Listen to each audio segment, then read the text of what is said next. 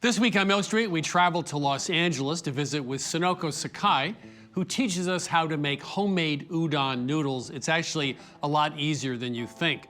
She serves it with a spicy meat and mushroom sauce, and as an alternative, we have a simple soy broth as well. Please stay tuned for Japanese noodles at home. Funding for this series was provided by the following. That meal. You sautéed, you seared, and you served. Cooking with All-Clad. Bonded cookware designed, engineered, and assembled in the USA for over 50 years. All-Clad. For all your kitchen adventures. Los Angeles is not just Hollywood, it's a city of diverse neighborhoods.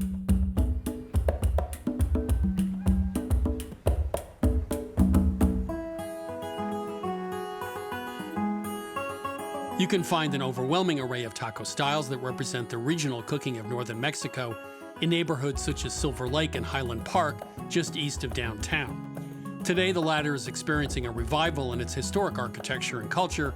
It's also home to Sonoko Sakai, author of Japanese home cooking. Today, she's promised to give me a lesson on how to make homemade udon noodles. Her home in Highland Park includes an abundant terrace garden, which provides many of the ingredients that Sonoko uses in her cooking. Hello! Oh my gosh, you're already here! People don't usually get that excited to see me. I was just snipping on my dough. So I was going to make you do this today. Do you want to try now or later? I don't have socks, though. Well, I have a present for you. Socks? Yes. And I thought I should get... Very good. I thought red would be nice on you. See? Sailing. This is nice. Yeah. Okay, thank you. Okay. So, yeah, this is my house.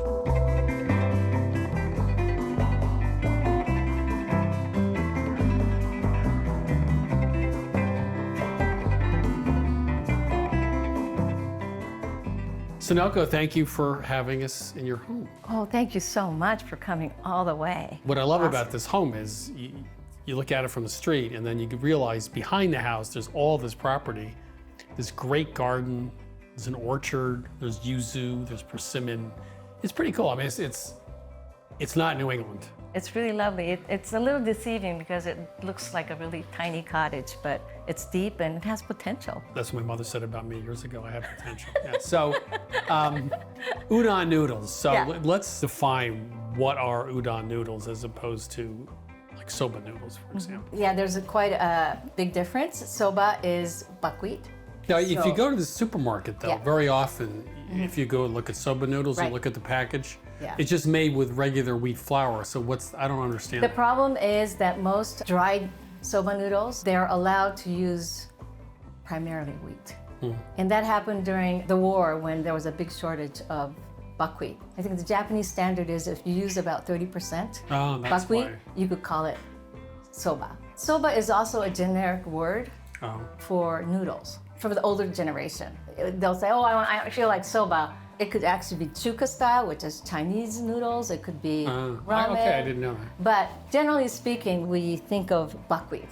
Right. Udon is made with wheat. Well, noodles were brought from China, but it's distinctly Japanese.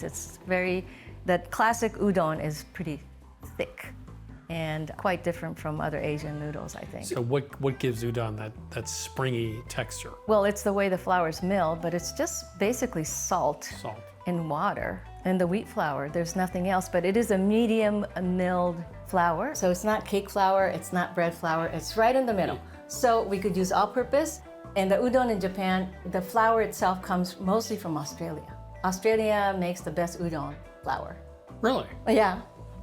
Isn't it amazing? Is that because the climate is so much better, I assume? Well, it's very dry and they have the land. Japan is smaller than California and most of it is mountainous. It's not really suitable for growing acreage of wheat. And any acreage that they have for growing food is devoted to rice. and vegetables. Okay, so we have this all-purpose flour, and I like to add a little bit of an heirloom flour, like in this case it's rye flour, and it's just 10%. We're just gonna mix it in. There are people that make udon with whole wheat, but then it gets so hard and chewy, you don't have the lightness of udon.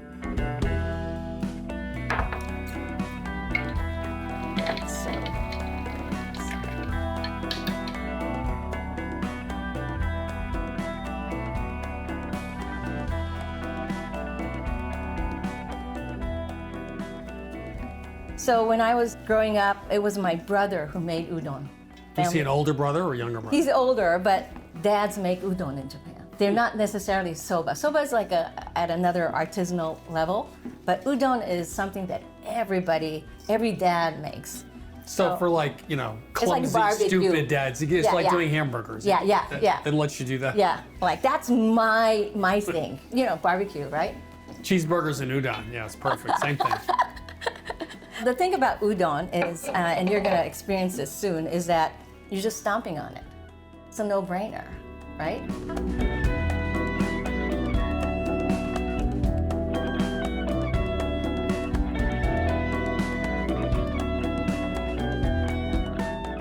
So you are famous though of stomping on your dough. You developed the gluten in a udon noodle more so than an Italian pasta, right? That's There's right. more gluten. Oh yes, I didn't even think about that. But I think the stomping makes a huge difference because I don't know how, wheat pastas, you just knead it and right. by hand or in And it's pretty quick. Really, we like to put our weight on it and the hands are not good enough, so we stomp on it. And even the artisan udon masters still stomp on it, even in these modern times. So I think the stomping with your feet has a lot to do with it. We call it koshi. Koshi is, like in a sumo wrestling, you go boom, boom. Have you seen that? When you wrestle, you use your hips. That's the koshi, I think. And you want it to have structure. And udon is the primary example of something that has good structure in a dough, in a noodle. So I stopped to put on my socks. Oh, I love it. Okay, so I'm gonna give you one. Okay. And as you can see, it's double bagged so that in case the first one bursts, the second one saves it. But you wanna leave the inner bag open so that we don't Pop it. pop it, okay? And then let's just lay it down. And the top one open as well, I Yeah. assume, right? And we're gonna just stomp on it. Are you ready for the exercise? This is. I want to see when you stomp. Yeah. Are you like jumping up in the air or what are you Well, doing? you could turn on the music if you like.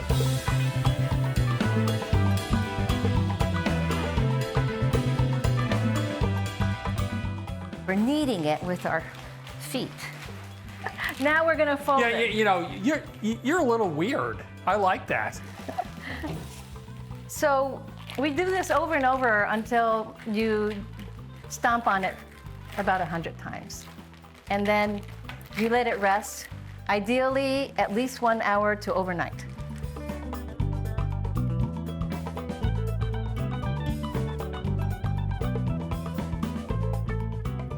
The dough has rested and we are ready to roll it out.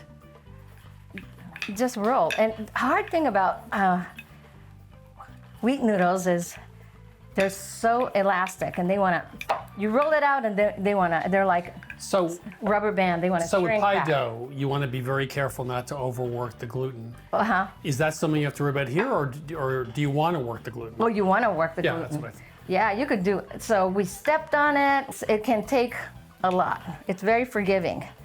I'm just gonna roll it up. Use this pin to kind of stretch it, and then roll. I am actually pulling this way. You see, I'm using my triceps, like that.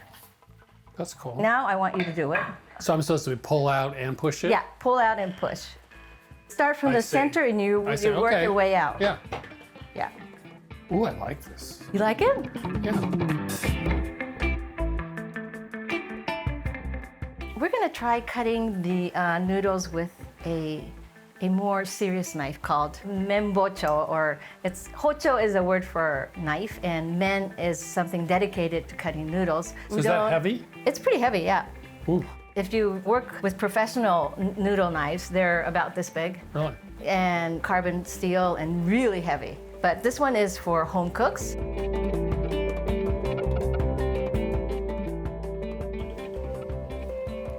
That's about 1/8.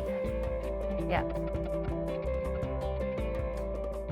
Now you could take it apart and see. And you could hang this on a hanger or on a pasta Like you would hanger. with regular yeah, pasta, and you right. could dry it, which is great, and use it later. So these have a nice shelf life. Just find a way to roll it up.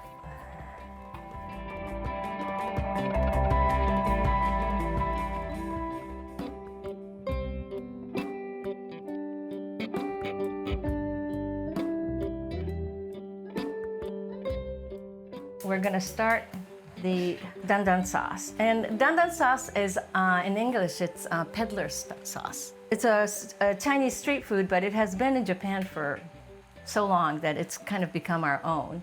And what makes it less Chinese is maybe my miso that you tasted earlier. So we'll add some miso that gives it another layer of umami. Okay, so we're going to start with the sesame oil. All right, so we're gonna fry a few things, including the meat, and we could start with the garlic, ginger, okay.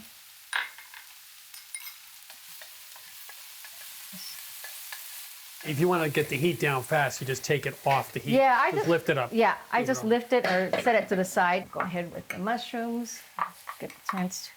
So the order of this is not that critical. I could have done the beef first because there's fat in it, but so we'll go ahead and add these things. It's a lot of meat. It's a lot of sauce.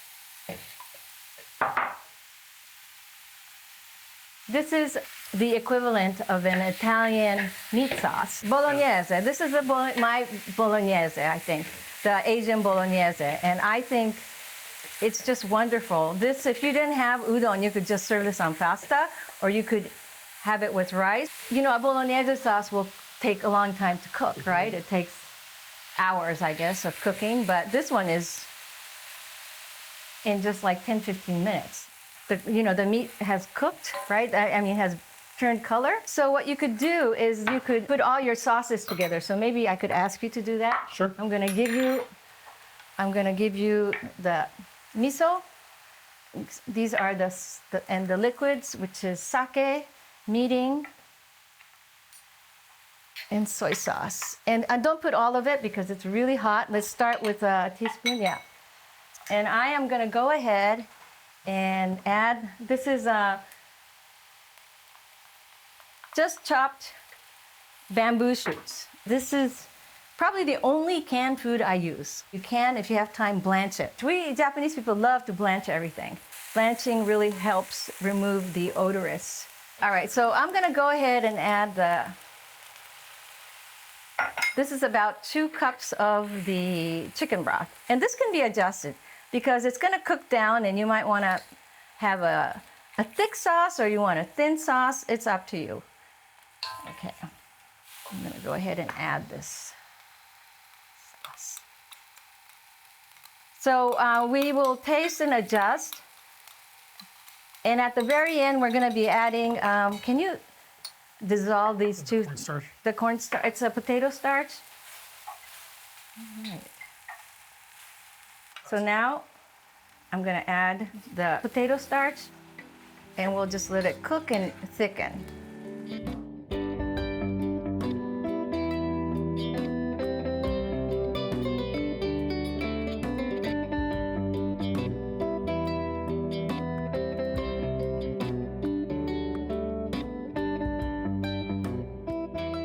Finish it with sake. I just buy regular sake. Okay, so I just add this for color. In Japanese cooking, we're always thinking about 5 colors. Right. The primary colors, yellow, red. These increase appetite, and the red is fire, and it gives you energy. And we have these browns and blacks that kind of balances everything out. So I'm gonna go ahead and turn this to a simmer and see what happens here. Okay. Now the other way to serve this is you just serve the cooked noodles on a plate and pour the dandan sauce over it. But I think that this way it heats up the noodles. That's great. And I think it gives it more flavors. Okay, this is ready. Let's serve it. So I'm going to take a nice chunk and I'm going to fold it. And then I'll put some sauce on it. And if the sauce cooks down too much, you could always add more broth, which is what's happening right now. It's cooking down because we've been cooking it for a while. Here's your sauce. And then we'll put some nice lime, a little bit of sesame, and then cucumber. Okay. And there's people who put cooked vegetables, like you could do bok choy or spinach. You could do that if you want more vegetables on the side. But so here we are ready to eat this. You want to squeeze that lime, if you like, just for a little acidity, and mix it up. Ooh, it's hot. I'm getting this close to my face because Be careful. It's going to go on my shirt. I know. Yeah. Do you want a bib or anything? Or Can I get a high chair, please? you probably have a few of those at home, right? I do. Is it good? How's the udon? Excellent. Good texture. Sonoko, I have to say, coming here, I didn't know you were this much fun. I didn't know we were going to dance together. You want to always have fun when we're in the kitchen, right? So We had fun when we were in the kitchen. you are a wonderful student and dancer. It's perfect. Thank you. Thank you, thank you.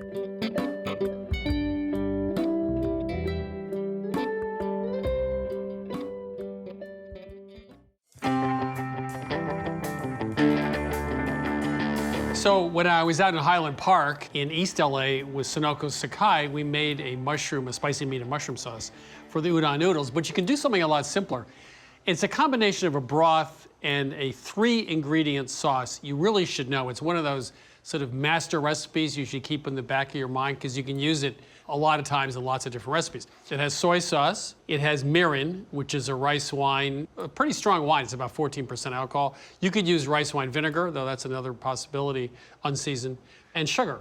Now, another way to think about this is you could use fish sauce instead of soy sauce. You could use, instead of vinegar or a rice wine, you could use lime juice. You could use brown sugar instead of white sugar. So that's a 3-part sauce that's used a lot in this style of cooking, so just keep that in mind. So we're gonna make dashi, which is a stock, a Japanese stock. It has 2 main ingredients, of course, a seaweed called kombu, you're familiar with. It's a particular kind of seaweed that has a lot of umami. It's not the stuff you find off the coast of New England. And actually, I was in Tokyo a few years ago. We went to a storefront where there was a gentleman actually shaving it. They shave it. He held it actually in his feet and stretched it out and shaved it nice and thin. There are lots of different kinds of kombu that have slightly different flavors. I did a taste test when I was in Tokyo. The point about kombu is it's not the flavor itself, it's a flavor enhancer. It enhances the flavor of what else is in the recipe. So that's the basis for this stock. So we have 1 piece of kombu. We had 6 cups of water. We put the kombu in the cold water, brought it up to a simmer, and just now, as it comes up to a simmer, we'll take that out. So next we're gonna take this stock and we're going to bring it up to a simmer and we'll add the bonito flakes. Bonito flakes is really just a dried, fermented, smoked fish, skipjack tuna. So it smells like smoked salmon, essentially. And we're gonna use 1 ounce, which is a whopping 3.5 to 4 cups. And it's classic, these 2 ingredients. So kombu and bonito flakes is the basis for a Japanese stock. So we're up to simmer, take it off heat, and I'll add the 1 ounce of bonito flakes. And we'll just let that steep for a couple minutes, strain it out, and that'll be the basis for the broth for our udon noodles. So it's been a couple of minutes. We'll just strain it out.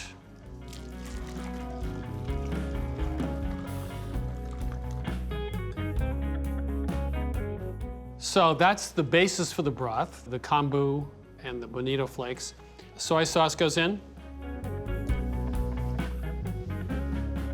The mirin, the rice wine, and a little sugar as well. And we'll stir that up. So now we'll cook the noodles. This is a half recipe. They've been coated in cornstarch so they don't stick. Now what's really curious is you think that fresh noodles, let's say in Italian cooking, cook in just 2 or 3 minutes. They're very fast. But these cook in about 15 minutes. And one of the reasons is they're very thick noodles, right? And they take a long time to cook. If you have dried udon noodles, I just made some last night, and they were pretty thin, they cooked in just a couple of minutes. So this will take a little bit of time.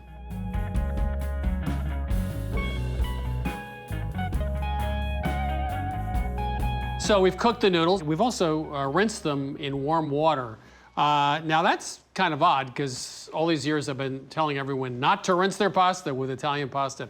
That's because usually with Italian pasta, you finish cooking the pasta in the sauce and you want the sauce and the pasta to marry. In this case, you have a very starchy noodle that's going to clump up as it sits. And secondly, you're serving this in a broth, so it's not a question of marrying, a sauce like a cream sauce to the pasta. So the noodles are ready. We're going to bring this back up to just a simmer. So while the broth is reheating, I'll just prep the scallions. We're also going to finish, it's optional, with sashimi togarashi. It's essentially the Japanese 7-spice mix. Many places in the world have their different special spice mixes. Red chili flakes, of course, sesame seeds, ginger. Orange peel is sort of an unusual ingredient. Sichuan peppercorns you might add as well. I'm just going to trim off some of the ends of the scallion, and I'll just cut them on the bias like that.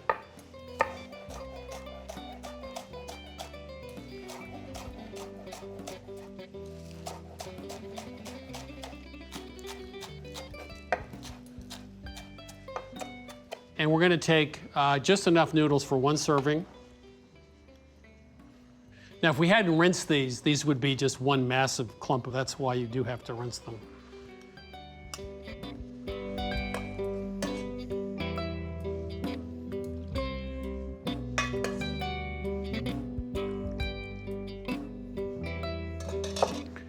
And we'll add the scallions.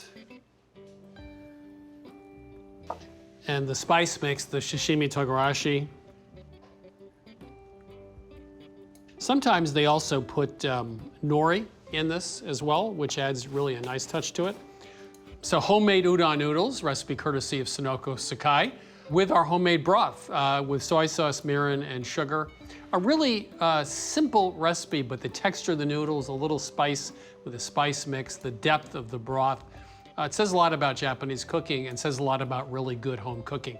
You can get this recipe, udon noodles with soy broth, and all the recipes from this season of Milk Street at milkstreettv.com. Funding for this series was provided by the following. That meal. You sautéed, you seared, and you served. Cooking with All-Clad. Bonded cookware designed, engineered, and assembled in the USA for over 50 years. All-Clad. For all your kitchen adventures.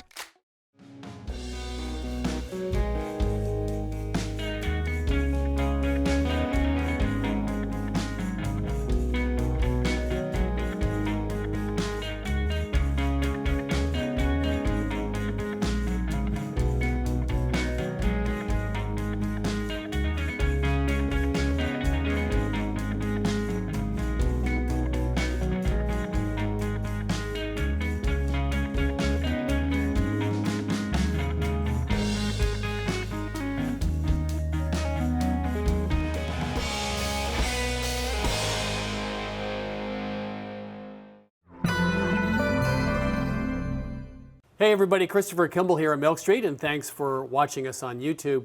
By the way, please subscribe to our channel and also click the bell for updates.